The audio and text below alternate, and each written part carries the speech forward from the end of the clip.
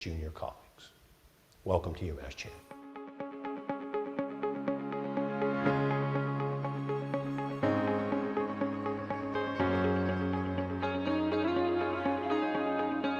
It's the Voices of UMass Chan podcast, and we are kicking it off once again, season number 6 with Chancellor Michael F. Collins. Welcome. Thank you. It's always great to be here, particularly at the beginning of a new academic year. It's always such a good time to touch base, and we do try to do that with you as we're welcoming a new class of students. Just a moment ago, we heard just an excerpt of your first lecture that you give to the incoming class of the T.H. Chan School of Medicine. And here, this is really a milestone year, the largest school of medicine class ever. Pretty exciting, actually. We have 200 first-year medical students, 9 MD PhDs within that group. One of the things we were very concerned about when we began to take out-of-state students is that we would not disenfranchise any Massachusetts student who wanted a spot, so we've always kept that. That's right. 2/3 of the class is from Massachusetts. But I'll tell you that I do have the chance to give the first lecture to the medical students, and it's always a sort of anxiety-provoking, sort of get excited to be there on the first day. Do you get first day jitters? So, after all very these much so. You do? I hope it's not apparent to the class, but absolutely. And I spend a lot of time on the weekend thinking about, being prepared, being excited, and then sort of trying to communicate what I want to say to them, which is that they should really recognize the privilege it is to be a doctor. You're one of the, if not the most accomplished medical school class in the world. That's who gets in here. In recognizing that personal accomplishment and the privilege it is to recognize that it's so important in each and every interaction with a patient that we hold that patient in esteem, that we promote their human dignity, and that most importantly, we recognize that maybe one of the most important things we'll do in our career is hold a patient's hand. And that's sort of the message I deliver on day one. And you talk about how special it is for these students. Each one in their family now takes on this new role as a future physician. And the class is so selective, 5,000 applicants. And it all comes down to these 200 who, I just thought this was a great stat. They speak 40 languages among them. It's incredible. You're quite right. I actually get a chance to speak to the parents in the afternoon. I can't imagine what it would have been like for my mom to come to my first day of medical school. But anyways, it's a different world now.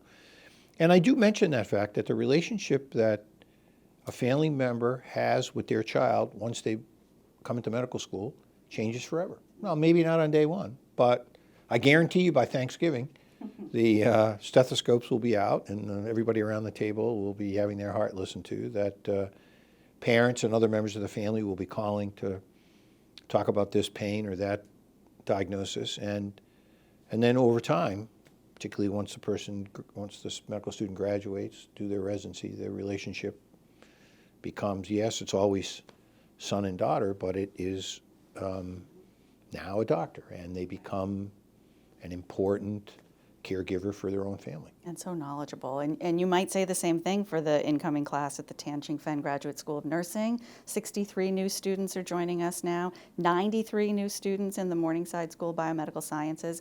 These classes are all growing. Can you talk about why that is? Well, I think it's certainly clear in the health professions that we need more practitioners. The nursing shortage is real. It's perceptible. It's very difficult for the health systems affiliated with the medical school now to hire enough nurses. And the nursing students that we educate, those students that we have the privilege to steward their educations, have all received an undergraduate degree. So they might have a music degree from a great undergraduate liberal arts school, but then they decide they want to go into nursing a short time thereafter. And so they're very motivated, very focused, very accomplished students, by the way, who then come in and want to pursue a career in nursing, get a master's or a doctorate. And the students who are in our graduate school, same thing. As the research enterprise here grows, there's a greater need for graduate students. And I think one of the things that's been particularly interesting over the last few years is the interface between science in industry and science in academia.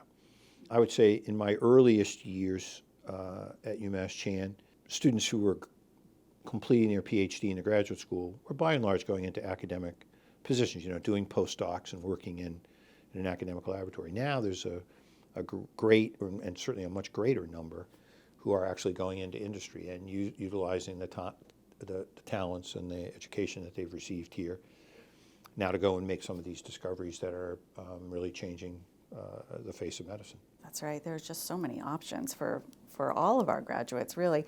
And even when it comes to the educational piece, it's interesting that now, take our medical students, for instance. So if you're an incoming medical student, you can really almost customize your MD degree, whether it's a certain pathway or focus of study, or maybe you're doing an accelerated MD, or you're at one of our 2 regional campuses. Why is that choice important for future caregivers? I like to say that medicine is a profession of professions.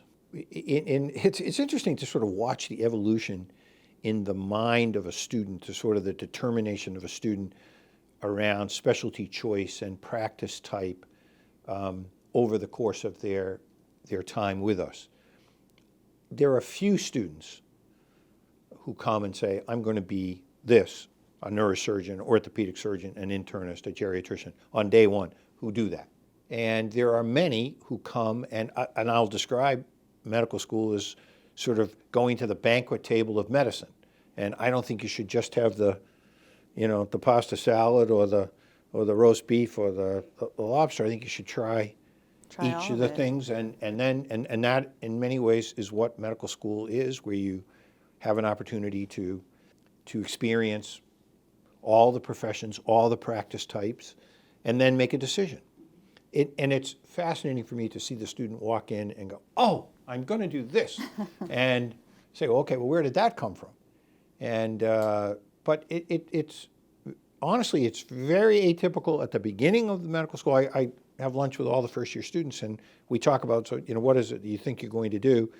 And many will say, oh, I've worked at this institution for the last several years, and I've done cancer research, and I sort of have an interest in that. Or I worked in a dermatology practice, and I'm thinking maybe I would like to do dermatology. And then to kind of watch the evolution over the 4 years when they actually make that specialty decision at the end of the 3rd, beginning of the 4th year, and then to have a conversation about why they did what it did. And oftentimes it will be the interaction they have with a particular patient or a group of patients. Sometimes it's the practice style. Is it more shift work versus wanting to look after a panel of patients? Is it, well, I've just solidified my love of children and therefore I want to be into pediatrics, or I've always had a commitment to be a primary care internist looking after an elderly population in my hometown. And as those realities become firmer in the mind of the medical student, then they make their specialty choice and they're off to the races for the residency. How great is it that they have so many options? Oh boy. Right? I mean, no question. really, sky is the limit. And so many therapeutic options now too that didn't exist. And I back to my first lecture, I say that HIV wasn't even a disease when I graduated from medical school. I don't really feel that old.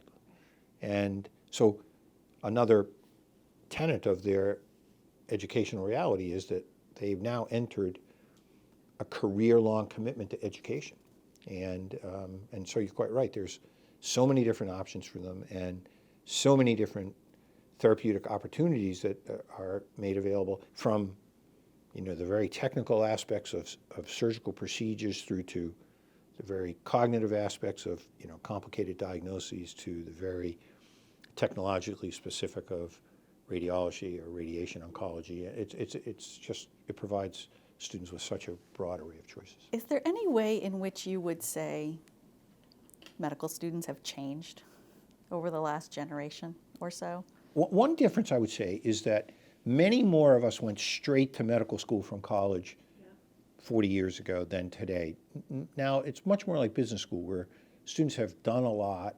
They've been out 2, 3, 4 years and come to medical school with a much different appreciation. In fact, it's quite interesting at some of these lunches where a student who has just graduated from medical school, which say is roughly around a third of the class, a little less than that, and someone who's been out 6 or 7 years will say, oh, I've got to learn how to study again, versus the other student will say, well, studying's no big deal. I've been doing that, all along. So I would say that's a little different. I'm constantly encouraged by the idealism that I see. And I'm grateful for that. To me, it's wonderful to be in a profession where young people come with an idealism, a commitment really to others and not to self. We have to recognize that our livelihoods is made on the illness and the challenge of others. And sometimes the balance thereof is very, it's very complex. And so we have to recognize that. And if this class, if the accomplishment, the people who were these accomplished went into most any other discipline, profession, finance world, they would be wildly successful given their intellectual ability. But they choose to commit to a lifelong service to others. And that, to me, is extremely refreshing. In this very place, right upstairs, scientists are looking at RNA interference and how it might actually help to cure a disease. Our dean is looking at how he can actually deliver correct genetic material to a child in order to cure Tay-Sachs disease. The new building that we're building next door is going to have a focus on single gene defect diseases. It's great to have the vibrancy of all the students back on campus again, and there is a ton going on around this campus. So I want to talk now a little bit about the new research and education building that's going up. From the outside, it looks like it's finished, yeah. but obviously there's still a lot of construction equipment here. So tell us about that. So we're opening right after the first of the year a new 350,000 square foot education and research building, costing about $350 million. It's a very, very large project. I'm very proud to say that our team is bringing the building in on time and on budget, which is very unusual in this inflation plagued world we've lived in the last couple of years. We'll be housing 77 principal investigators in the building, 55 of whom will be new. They won't, all the new faculty won't go into that building, but as we shuffle people around from other departments, that'll open up spaces, so we'll actually be recruiting over time 55 new faculty members. We have a focus in the building around the challenge of single gene defect diseases, and so we'll have our gene therapy and research team, our all neuroscience research, neurology, neurosurgery, neurobiology, and our molecular medicine teams. And we do have some space in there also for a new Department of Human Genetics and Evolutionary Biology. It speaks to the vibrancy of an institution like ours that we're building a new building. And I can tell you that in the recruiting that we're doing, the folks that we're attracting to the campus, when we open a position now, we see literally the top 5 people in the world. And we're able to recruit them here. And many come and feel that sort of vibrant, ping that you receive when there's a new building coming on board. And so there is, as we kind of sit and look out at the green and recognize that, this new structure that will complete the green will be open by the end of this academic year, open and occupied by the end of the academic year, it's, it does bring a certain vibrancy to the campus. Yeah, it's just a matter of days at this point, right? It is. Months more, for sure. More like it. But you mentioned that it says something about the campus, I think, when you're trying to attract somebody, that there is this new building and this new investment in research. And you made me think of something. There's we just recently launched this new tagline called Advancing Together, and one of the examples was this new faculty member who literally could have gone anywhere in the world, chose to come here to UMass Chan, and already with 3 dozen other labs, she's collaborating and sharing her technology. And I think that it's nice that people are seeing it, right? People see it, they feel it. What is it? What's the it? How do you define it? Yeah, in every way, it's the secret sauce of the place. There is a collaboration gene here, which is dominant and fully expressed, and people are for our scientists who are listening. Yes, they just feel it. And a lot of science is kind of the closed arm, where I'm working on something in my lab and I get my PhD or I get my publication by, sort of keeping that under wraps until it's finalized and then I publish it. And I don't really think that's the case here. I think there's a collaborative spirit. There's a There's a willingness to work together. The notion of advancing together is sort of inculcated throughout the institution. And if you're not really interested in that, there's plenty of places you can go where that's not the case. But the case here, and I hear it over and over and over again. And I hear it if you talk to a new faculty member after they've been here, or I invite them to have dinner with a donor or someone, and they talk about, okay, well, why did you come to UMass Chan? You could have gone anywhere in the world. They say they came here because they felt that the collaborative nature, the collaborative and collegial nature of the place, and they want to be part of it, and so we're now thinking about. We spend a lot of time thinking about sort of what we do and what we are, and frankly, in every way, we're advancing together. Whether it's advancing medicine together, or nursing together, or science together, whether it's advancing together in partnership with our philanthropists, whether it's advancing the careers of people who choose to come here, whether they're staff or faculty, whether it's advancing the future of learners. And what we're going to do throughout the course of the year is celebrate that and communicate it so that others recognize that there really is something special about UMass. And you know, last year we were selected as one of the best places to work in Massachusetts by the Boston Globe, and you know, we're in the mix again this year for that. And you know, that to me was a very important recognition, because that is determined by our employees who say, you know, that's how we feel about the place. And when we were the only academic institution in Massachusetts to receive such a designation, I think that says something special about the place and the people who are here every day. So we just want to wrap up by, you sound pretty bullish on the medical school, which maybe people would expect as the leader and the person who's been executing this vision. But what excites you? What gets you out of bed in the morning? And what are the challenges that you see on your doorstep? Well, the excitement is to be in such a terrifically vibrant environment, to meet new young learners, and to, by the way, have the professional responsibility for stewarding their education. That's pretty exciting, to be able to attract these outstanding scientists and staff from all over the world. And am I bullish on the place? I sure am, because I recognize now throughout the Commonwealth, throughout the nation, and throughout the world, UMass Chan Medical School now has there's a much greater appreciation of what's being accomplished here, and people want to help us, and there's a great desire for us to succeed. You know, we're part of a great university system with 4 other universities. I'm pretty bullish on the value proposition that is UMass at the moment. So it's being part of that is really pretty exciting, and having the opportunity to partner with the other 4 institutions is great. Well, so what am I concerned about? Well, look, in my role and responsibility, it's really to provide the resources so that we can continue to do all the things we want to do.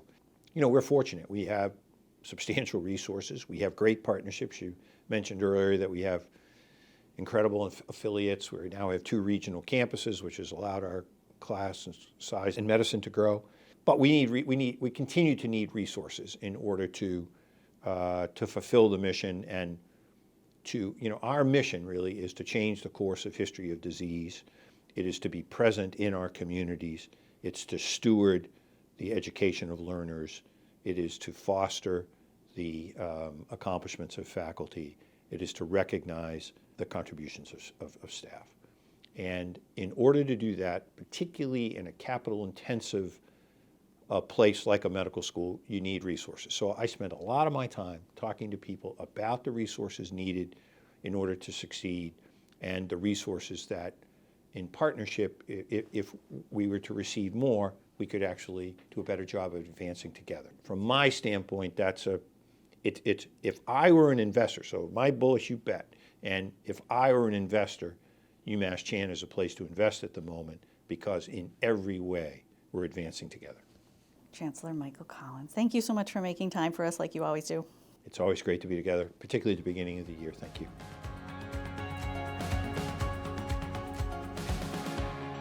always hold the hand of your patient with esteem. Because for us, it's a privilege to care for our patients, not a privilege for our patients to be cared for by us.